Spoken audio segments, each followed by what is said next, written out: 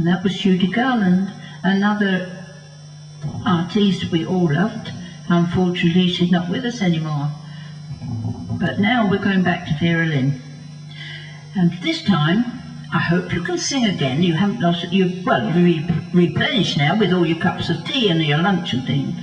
So now we're going on to Vera Lynn, When the Lights Go On Again, and I'll pray for you, and we'll meet again. But we're eagerly awaiting the arrival of Miss Valerie Wood. But we will interrupt our programme when she arrives, and I'll have a little chat with her. Until then, we'll go on with the Vera Lynn.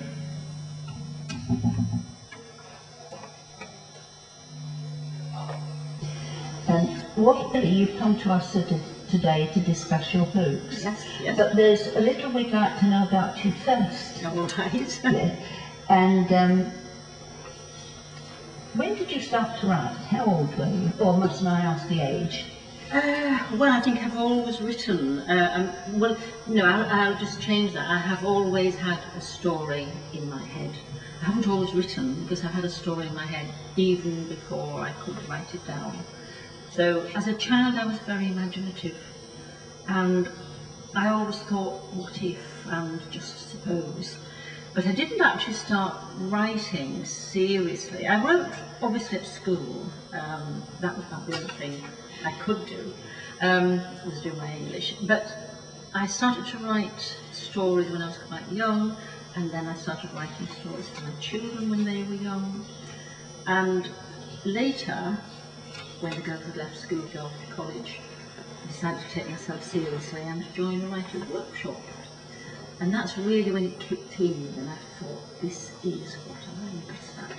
Yes, we've had the writer's workshop actually on air at other times. But were your parents authors, or were there authors in your family? No, there weren't. Well, two of my aunts, my father's sisters, when they were children, they used to write for the Children's Corner of one of the Scarborough newspapers. Oh, so yes, that was really the only connection. But they have always been very literate people, as my father was, but they've never actually written as a career or an occupation, as I have. But that's interesting about the Scarborough paper, though. Yes, it is. And they encouraged you to do it, though? Did they encourage you, or did they say... Really, it was a sort of secret thing to begin with. That's what I wondered. Yes. I joined the writer's workshop, as I say, and I found myself with like-minded people. So I wrote short stories, pieces of prose, but I was never published. Never ever published in over 10 years of being with them. So I was quite mature, shall we say, in inverted commas, before I was actually published. And that was in 1993. Oh, you've still been writing a long time. I've read your books and thoroughly enjoyed them. Thank you. Well, because I've been a published writer since then. I've never stopped writing since then. But I used to write before, of course, but without any reward. Oh, reward is enough when you see your work, words on paper. And actually, in fact, do you have these flashes of inspiration, or do you just sit and calmly write your books? No, I do have flashes of inspiration. I'm inspired by all kinds of things, really. For instance, my first book, I was inspired, strangely enough, by the erosion of the East Riding. That was The Hungry Tide. That was The Hungry Tide. And do you remember when Mapperton was about to fall into the sea? Yes. That was in roughly 1989. Yes. And I started to wonder about the lost villages, of which there are many, of course, as you would know. And I started to think, I wonder what those people in those days thought about what was happening, and did they try to save their village the way the Mapperton villagers were trying to save theirs. And I used to drive from my home, which was then in Sproatley, up to Hornsey, where my mother lived, and I saw one day that a piece of the cliff had gone over again at Mapperton, and it was that triggered it off, and I started in my head to write a story, thinking that it would be a short story. But by the time I got to Hornsey and back, I had the bones of this novel there. And it actually took me 2.5 years to write the book, because I hadn't written a novel before. I'd only ever written short stories, and it's quite a different genre, is writing short stories or prose, to writing a big fat novel as mine are. So that was the start of it. Yes, that's marvellous. But when you're writing your stories, your characters come alive. I hope they do. And when I finish that book, I think I know them. Yes. I know the area. I mean, you must know this Holderness. I do know the area very well, and this is where my inspiration comes from. But as for the characters being alive to you, I mean, that's really a great compliment, because they are very much alive to me. And if they were not, then you wouldn't feel that they were.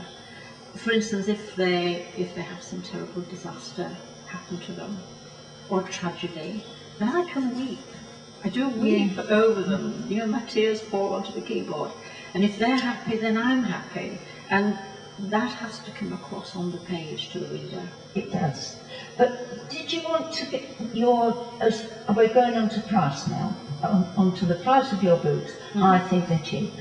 Yeah, well... Not, for me to buy a book, yes. I'm quite happy. Yes. Now, did you actually write so that people like me could buy your books? No, I didn't.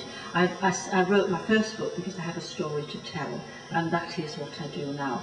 I have nothing to do with the price of publication, of course. No. My publishers do that. Perhaps none of us, I didn't understand that. No, that is taken completely out of my hands. The whole setup of the book is what the publishers do. That's their business. My business is writing the book. Because there's an awful lot of reading for the money. Mind you, at 3 o'clock in the morning when I'm reading your books. Well, because things have changed in the publishing world. The hardbacks are quite expensive. They are. They are quite expensive. I don't know. But there is a demand for them, you see, which is why the publishers keep on bringing them out at that price. But today, things have changed because there was once something called the net book agreement, where a book was sold at the price that was on the back of the book. And that was what the publisher said it should be. But since the net book agreement has been dissolved, then booksellers can sell them at whatever price they want. So hence you get the supermarkets selling them. If they can make a sufficient profit out of selling the book, then they can reduce them if they want to. But that actually doesn't... That doesn't come into your side of it. Now, in all the books you write, which I've read them all. Good. You'll be ready for the next one then? Yes. You have acknowledgements. Yes. You acknowledge love to my family. And in one, I think it's one of the last ones. I can't remember everyone, the acknowledgements in everyone, but one of them you say, Peter, Ruth, Catherine and Alex. You'll say. Well, Peter is my husband. Yes. Are you listening, darling? And I'm being nosy. Not at all. And Ruth and Catherine are my daughters. Yes. And Alex is my grandson. That's Ruth's son. Yes. So that also gives, when the reader reads your books, and the acknowledgement as well, it brings you all into the family, and as it's Holderness, everything is involved. So we all feel part of you. Oh, that's lovely. That's really nice of you to say. Well, that's how I feel. And I never say anything I don't feel. Right, I'm sure you don't.